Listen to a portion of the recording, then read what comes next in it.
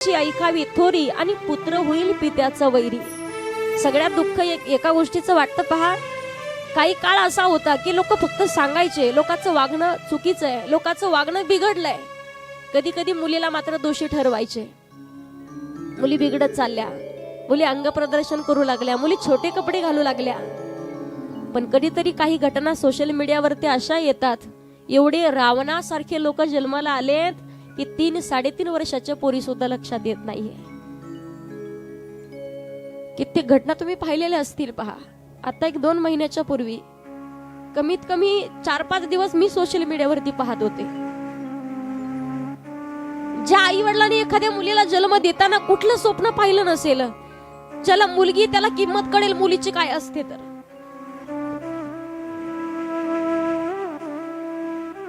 एकुलती एक मुलगी लहानाची मोठी केलेली होती।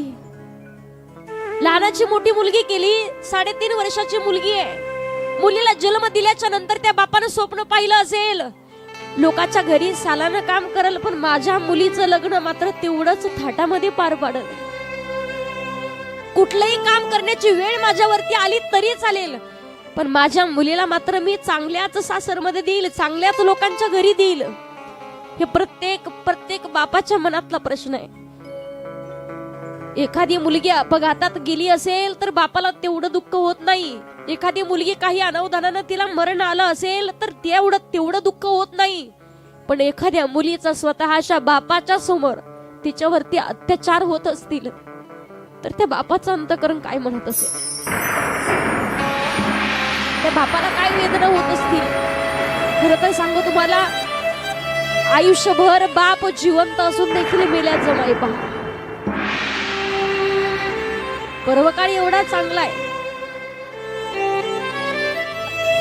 राजमाता मासाहेब जिजाऊ यांच्या जन्मोत्सवानिमित्त सप्ताहाचं आयोजन आहे।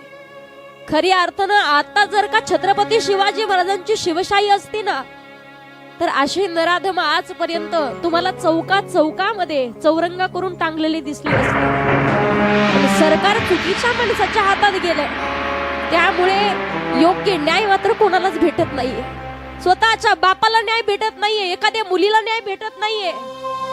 कोणी कोणाच्या जीवावरती उठायला तयार झालंय, कोणी तलवार घेतय, चौकामध्ये एकमेकांना कापायला निघाले। सांगा ना मला, कलियुगाची वाटचाल नेमकी चालली कुठल्या दिशेने? मला सांगण्याचं तात्पर्य आहे, म्हातारपणाला एकमेकांना आधार कुणाचा असेल तर तो फक्त स्वतः पती पत्नीचा असतो। म्हणून माणसाच्या अगोदर कधी बाई नाही गेली पाहिजे। रथगाडा असतो, रथाची चाक दोन्ही जागेवरती तोपर्यंत रथ चालतो पहा। ज्या दिवशी रथाचं एक चाक गळून पडेल ना, त्या दिवशी दुसऱ्या चाकाला सुद्धा चालणं होत नाही। पण रथाचे दोन्ही चाक महत्वाचे आहेत। कित्येक ठिकाणी शोकांतिक आहे, एक आई 8 मुलाला जन्म देऊ शकते, 8 लेकराचा सांभाळ करू शकते। पण आज शोकांतिक आहे, एका आईचा सांभाळ 8 पोराला करणं होत नाही।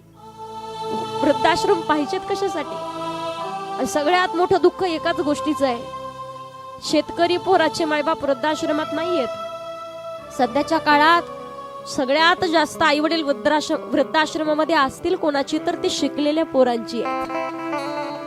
लहानाचं मोठं केलंय पोराला, परदेशामध्ये जातं, सोशल मीडियावरती प्रसंग येतात, 60-65 वर्षाचे झाले, चालणं होत नाही, उठणं होत नाही। म्हणून त्याच जागेवरती काही कालांतराच्या नंतर जेव्हा स्वतःचा मुलगा येऊन पाहतो ना, बापाच्या जागेवरती बाप नाही दिसत, फक्त सापळा जिवंत राहतोय।